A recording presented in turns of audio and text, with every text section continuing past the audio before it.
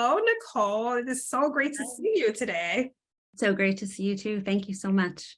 Sure. We are excited to have you here today. We honestly feel that our audience is going to enjoy to learn more about you, what you do, and also what you know about health and what's been your health journey. As you know, with Plan Heal, we are a health data company and we help healthcare organizations better detect disease by leveraging our smart assessments to help them and their patients reach the level that patients want with their health. So another reason we do these videos is because we're not a direct-to-consumer brand, so no one would ever know us. And it's just another way for us to stay connected. And we thought you would be a great addition to the interview series, and we're happy to have you here today. Well, thank you. I'm happy to be here as well. Wonderful. Now, Nicole, you may have noticed that I didn't give an intro about you. I didn't say your last name or any of that because we always start our interviews off by asking this question. Who is Nicole? So I'm Nicole Alos. I'm the mother of one son, and I'm the founder of a company called Socratic. We're a consulting, coaching, and training company. And I live right outside of the Philadelphia area in the US. Wonderful. Now, Nicole, here's a question for you. Can you help us understand why did you found your company? Tell us more about the company and what inspired you to found the company. I know I have experienced your company and I found the engagement to be quite enlightening, but not to give away any more and let you tell the story. Tell us about your company. Great. So I named my company after a quote that I love, to move the world, we must move ourselves. And that was a quote by Socrates. So I thought it would just make sense to call the company Socratic. And I come to this company and I've started this company after many years within sales and sales leadership, where there was sort of a model of what a salesperson needs to look like, act like, what a sales leader needs to look like and act like. And what I've realized is that I have been successful in sales and sales leadership despite of that. So I'm more introverted, I'm more quiet, I listen more than I'm talking. And so when I founded my company, I looked at what are all the tools that helped me understand more about myself and then help me scale high performing teams to really break that mold. So what we do is we have objective tools like DISC, situational leadership, tools like emotional intelligence. And we use those tools at an individual level, helping individuals learn more about themselves. Once they learn more about themselves, then we help them understand kind of the world around them. You know, what does their team look like? What are the similarities, but also almost more importantly, what are those key differences that are adding to this, this amazing group of people? And so I started this company just because this is something that I would have loved to have known all these years ago that I'm now bringing to organizations and individuals. Thank you for that. And as I mentioned before, I took the test and I found it to be enlightening. I had taken other tests before when I worked in corporate America. And as an executive in corporate, you have to take certain types of, individual tests just so you can better understand how to manage your team and get along with peers, have the best, success track, within your industry. But I found this one to be slightly different than the others.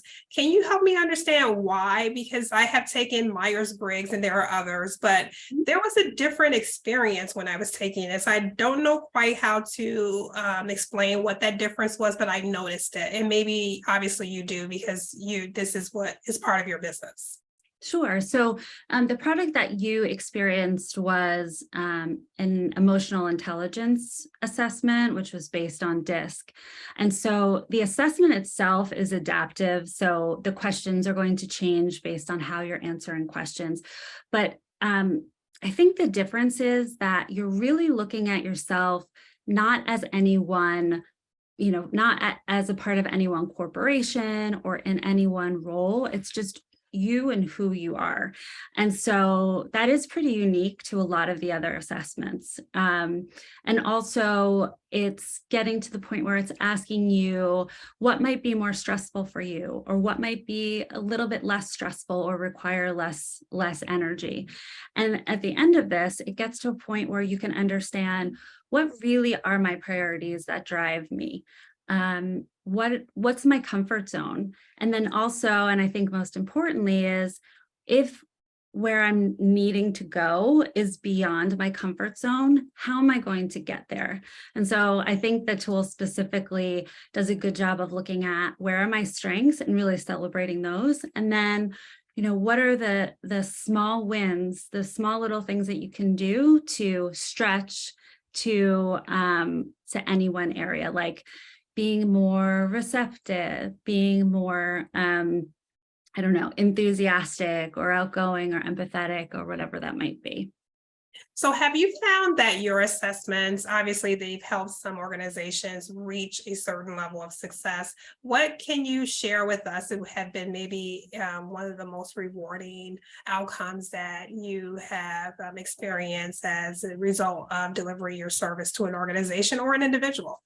Sure. So I think this has happened a couple times, and I think it might be more near and dear to my heart because I come from that sales world.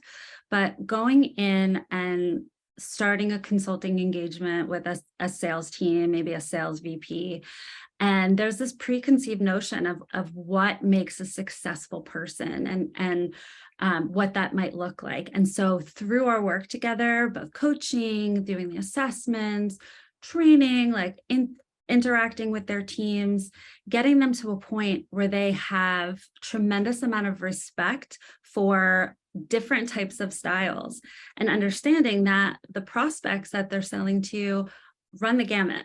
And so not only being able to see that appreciation, but then also to be able to see that end up to be have a positive impact on their bottom line too. So when they're supporting those who might not fit that mold of a typical salesperson and they're succeeding and the goal is being met, to me, that is like a win-win across the board.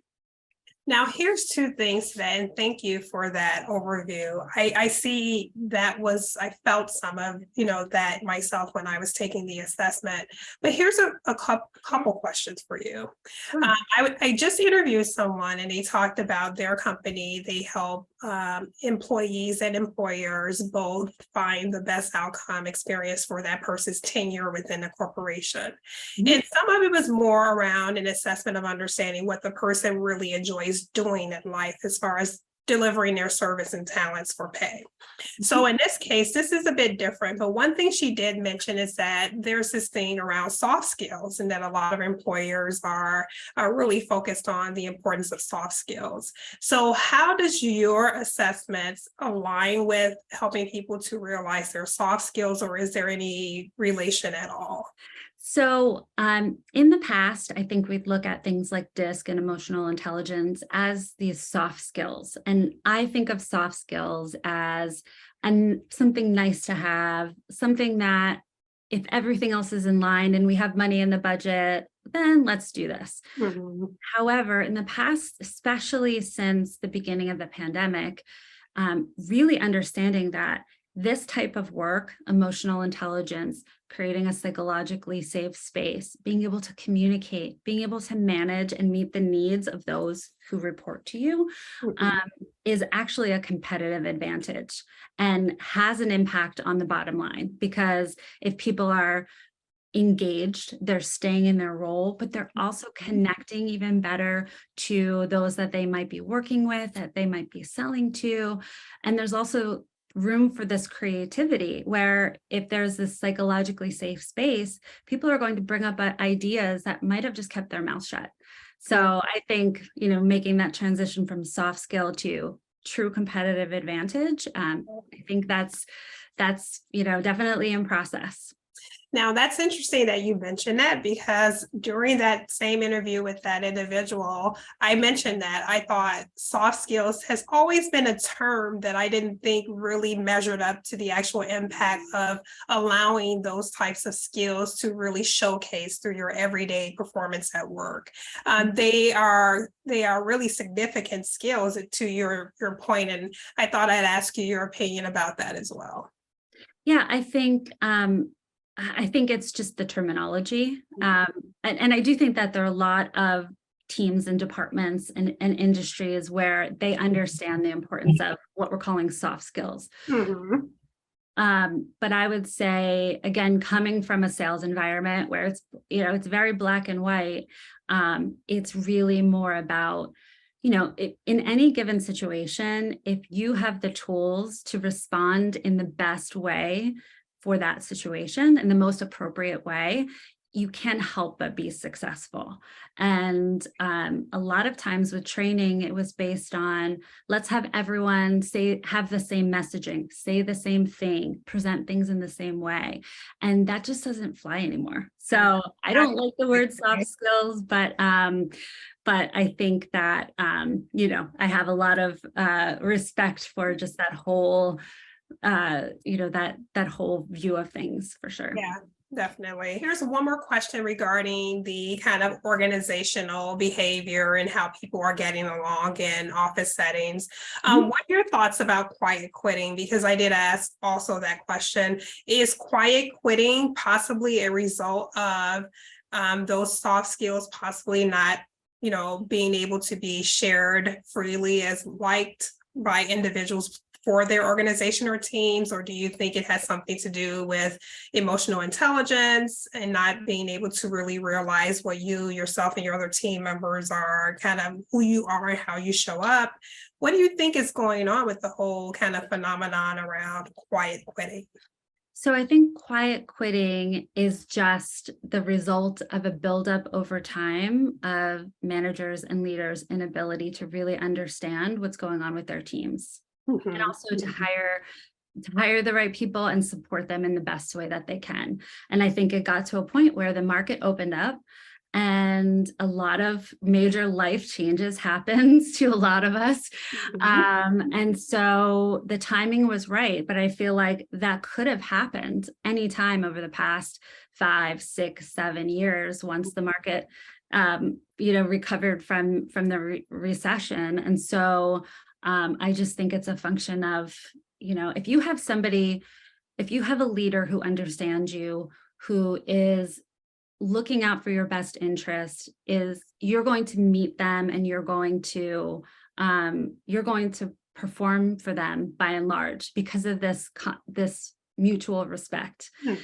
And so if that has never been there, or there isn't a connection between what am I doing in my day-to-day and how am I improving something or impacting something, I think it's just when given the opportunity, people just decided to leave. Yeah, I would agree. I completely agree. Thank you. Nicole, tell us where individuals or companies can find you. Sure. So our web address is Socratyc, SOCRATYC.com. So it's just like Socratic, like the famous philosopher, but instead of I, it's a Y. And you can reach our social there, and you could reach me and reach out if you have any other questions or interest. Great. Fantastic.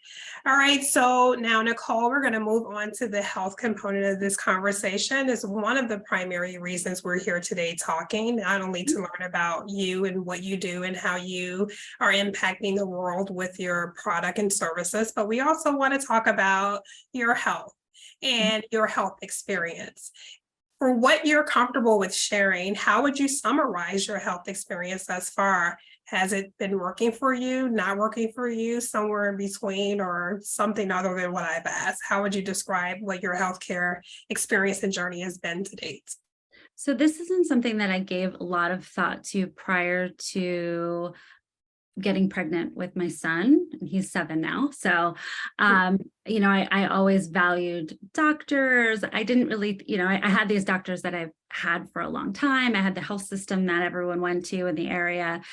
And it wasn't until I was pregnant and I had a very high risk pregnancy that I really came to the understanding that I need to be my own advocate, and I need to do the research, and I need to not go the easy route. And even if it means I'm going to need to get second and third opinions, that's what I did. And when my son was born, I was in the hospital for a month prior to my son being born.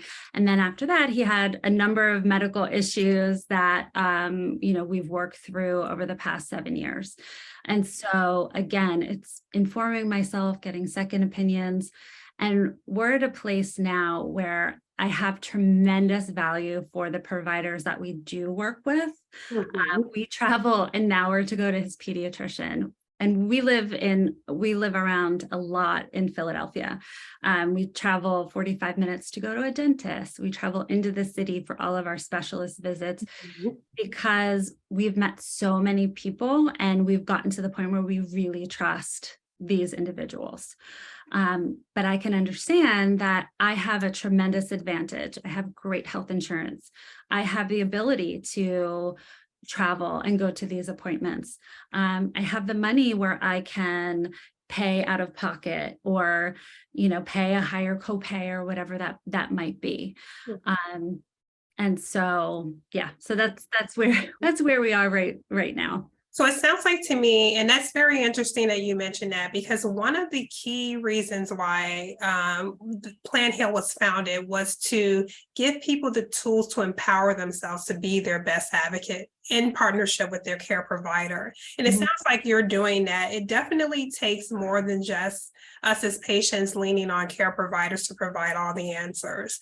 It takes us to be active as well, and then allow a partnership to exist between you and the doctor. We run an annual survey that asks the question, do you consider your doctor to be a friend? And each year we run this survey, we get a mixed bag of answers. Some people say no, and then some people say, actually, I never thought of it that way. But, the doctor is someone that has your best interest at heart. They're always on the search for something that can possibly help you. They listen and they know the most intimate things about you. So those are characteristics of a friend, but we often don't think of them that way. But I think if we did think of them more that way, we would have a partnership with those who are willing to have a partnership with us as patients. Yeah, but you really do have to kind of take more control of your health. And it's great to hear you say that.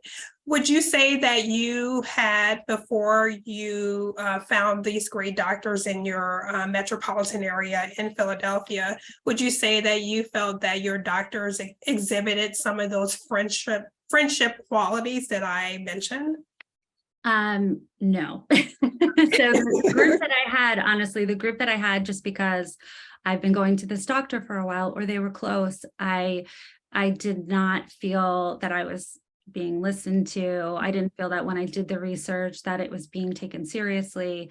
And what's most important to me is evidence-based decisions. Somebody is going to be up on the latest research to say, hey, this has changed. Here's how we're going to change your care.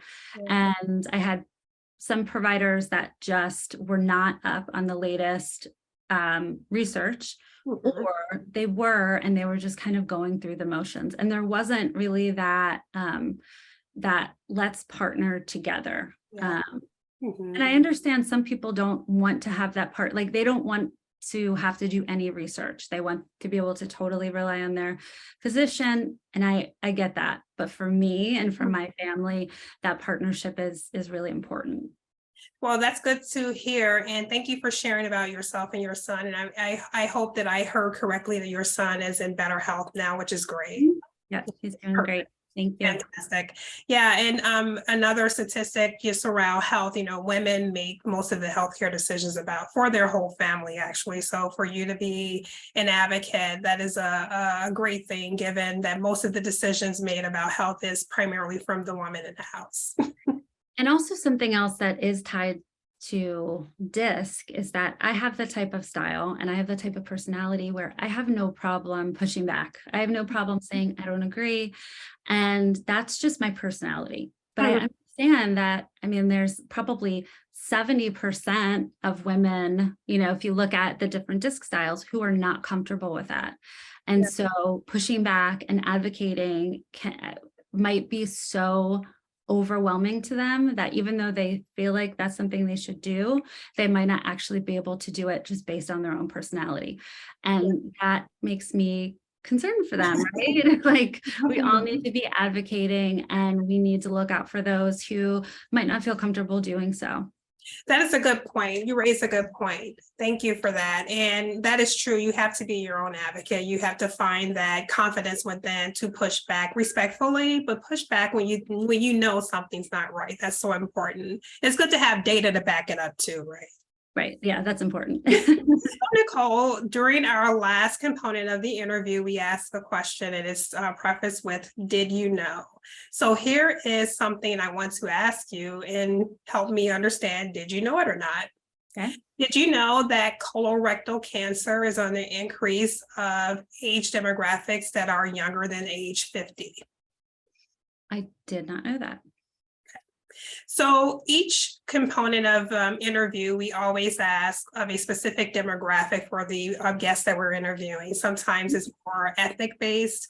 Sometimes in this instance, it is demographic by age based. And colorectal cancer is on the rise more so for the ages younger than 50 than many years prior. So you didn't know that, and that's important to know because those who are in ages, Gen X and millennials, Gen X that are on the younger end and millennials who are at the age 30 as of year 2022 should really be looking out and watching their colorectal health. And if something isn't right, they should probably have a conversation with their doctor. I thought I'd tell you this so you can tell others in your demographic to be on the watch for signs and symptoms that something doesn't seem right, and to kind of go and have that conversation with your doctor. Absolutely. Definitely important information. So thank you.